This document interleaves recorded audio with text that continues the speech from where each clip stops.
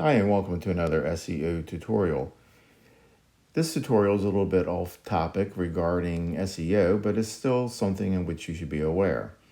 The latest iOS from Apple, 14.4, 14.5, has added a feature under privacy that allows you the ability to make apps ask for permission before they track you. So if you go to settings, scroll down to privacy, click on that, and then you'll see a new section that says tracking. Open tracking, and you'll see a toggle that says allow apps to request to track.